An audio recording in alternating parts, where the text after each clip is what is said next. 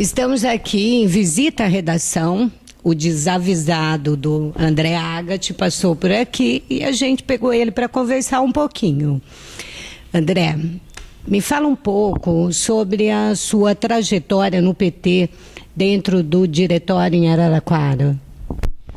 Bom, em primeiro lugar, queria agradecer a oportunidade aí, o pessoal do Imparcial, né, que sempre tem contribuído aí com a cidade historicamente nos principais processos aí, tanto da política quanto nos principais acontecimentos de Araraquara, já quase, quanto tempo, né? Quase um século já, falta pouco, né?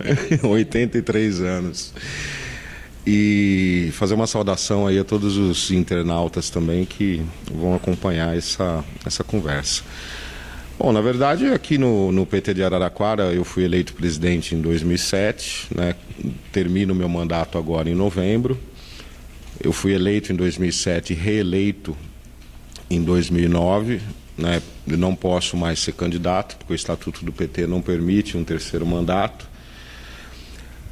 A experiência como presidente do PT foi um aprendizado muito grande, porque o PT é um partido muito dinâmico, né? Um partido que tem uma vida interna muito intensa, né? Nós temos hoje em torno de 1.300, 1.400 filiados, que são bastante, não, lógico que não todos, mas muitos deles são muito participantes. O diretório do partido é um diretório ativo e é um partido que disputa projeto na sociedade de Araraquara, não é uma legenda meramente eleitoral. O PT está ativo na sociedade durante os 365 dias do ano.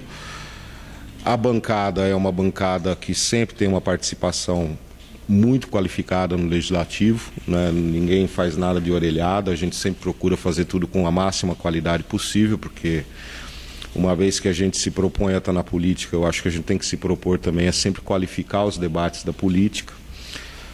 Na minha gestão, eu conduzi o partido em 2 eleições municipais, né, na de 2008 e na de 2012, o ano passado. Tive que lidar com essa transição, né, entre partido de governo, que era, no caso do governo Edinho, e depois ser partido de oposição. A maior parte do meu mandato eu fui presidente de um partido de oposição. E justamente foi essa a nossa preocupação, assim, de qualificar o máximo possível as nossas posições, qualificar o máximo possível a disputa de projetos na sociedade, que não era uma disputa contra A ou contra B, mas era uma disputa para garantir os direitos e as conquistas que a cidade teve durante os 8 anos do governo Edinho. E, evidentemente, para você fazer uma disputa dessa, para você fazer uma oposição qualificada dentro da Câmara Municipal, isso requer que a gente tenha uma estrutura de organização interna e uma estrutura também de estudo, leitura do orçamento, né, defesa dos principais programas que nós implementamos na cidade, porque se a gente fizer uma avaliação séria do governo Edinho, o governo Edinho praticamente ele revolucionou a forma de administrar a cidade de Araraquara, abriu as portas para a participação popular, né, foram inúmeros programas criados, tanto na questão da participação popular propriamente dita, quanto em outras frentes, na cultura, esporte, enfim, eu acho. E também com o eixo aí da cidade moderna, né? A gente conseguiu abrir as portas da cidade, desenvolver. E tudo isso aconteceu, evidentemente, a partir de uma necessidade, porque quando o Edinho assumiu a prefeitura em 2001, era uma máquina que não era preparada para isso, né? Era uma máquina que não tinha o menor preparo para a participação popular. Ela não... Historicamente, a Prefeitura de Araraquara nunca viveu um processo de participação e foi um desafio muito grande, porque a cidade tinha uma arrecadação baixa e, ao mesmo tempo, a gente tinha o desafio de fazer uma reforma administrativa na Prefeitura que comportasse a participação popular e também modernizasse as secretarias e toda essa estrutura, esse aparato que seria necessário, inclusive para que a cidade pudesse pleitear aí projetos, convênios, trazer recursos, né? Enfim, é evidente que com erros, acertos, né, o balanço dos 8 anos da gestão Edinho na cidade, não só na minha avaliação, mas evidentemente na avaliação popular, é uma avaliação extremamente positiva.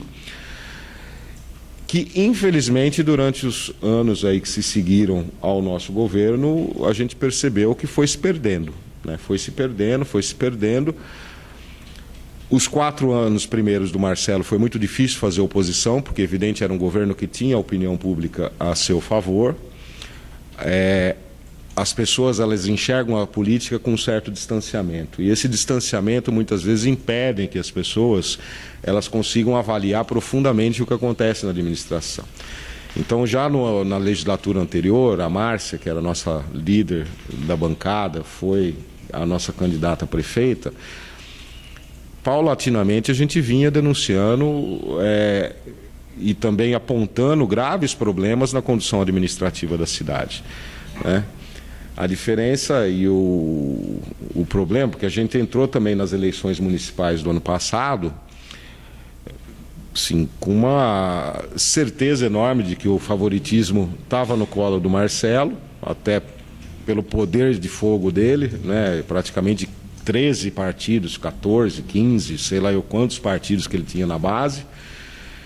Já víamos que as finanças da cidade estavam deterioradas, mas isso não tinha se refletido ainda na prestação dos serviços públicos, porque no poder público, né, às vezes os efeitos são retardados, mas a gente já mantivemos o nosso compromisso com a cidade, sobretudo, que era apontar e avisar a cidade, olha, está dessa forma, né, a situação é insustentável, já tínhamos vários indícios de suspeitas de desvio em vários setores da prefeitura e cumprimos o nosso papel, né, fomos para a disputa eleitoral, disputando essas posições, opiniões. A cidade entendeu, né, de que ou não entendeu o nosso discurso, ou não sentia o nosso discurso, e hoje a cidade está vivendo na pele as consequências do governo do primeiro ano, do primeiro mandato do Marcelo Barbieri. Enfim, chego ao fim agora do mandato na presidência do PT, e para que as pessoas entendam, né, do mesmo jeito que eu fui eleito com o voto dos filiados, e eu tive a possibilidade aí de ser candidato único nas 2 eleições, né? E não é porque não tinha pleiteantes, sempre tem quem pleiteia a presidência do PT, né? É que a gente, através de uma costura interna, a gente tem a possibilidade de construir uma candidatura única, né? Deu certo comigo, assim como agora nesse processo deu certo com a Márcia, né? A Márcia conseguiu se consolidar e ser uma alternativa de uma candidatura única, né, nesse processo agora que vai ser em novembro. Enfim, e agora eu tenho certeza que ela vai conduzir o partido aí com o mesmo compromisso, com a mesma garra e eficiência que ela sempre demonstrou na vida pública dela, né? Certo. E você sai candidato a alguma coisa nas próximas eleições? Não, provavelmente não, não sei. Esse é um debate em aberto dentro do partido sobre candidaturas em próximas eleições. Enfim, eu tenho algumas propostas aí que a gente está avaliando. Eu tenho uma atuação muito forte, não só aqui em Araraquara, mas na macro região de Ribeirão Preto toda, que envolve mais de 84 cidades. Essa disputa do PT ela não se dá só em Araraquara, ela se dá em nível estadual, nacional e também aqui na região. Tem uma regional na macro Ribeirão que também disputa. E assim, eu ao longo dessa trajetória toda, eu consegui construir um espaço de atuação política que tem muito a ver também com a elaboração das políticas do partido, tem muito a ver com as definição das diretrizes do partido, né? Eu, sim, não sei se a palavra certa é me orgulhar, mas de certa forma me orgulho, sim, de ser aí uma figura, assim, que tem essa capacidade de elaboração tanto no PT de Araraquara quanto na região, né? Isso é reconhecido pela bancada, isso é reconhecido pelos membros do diretório, isso é reconhecido por vários companheiros aí que a gente tem atuado junto no dia a dia da política. Certo. E hoje eu não posso deixar de perguntar para você sobre o mensalão, tá? Eu estava lendo a respeito e vi uma colocação que eu achei até prudente falar.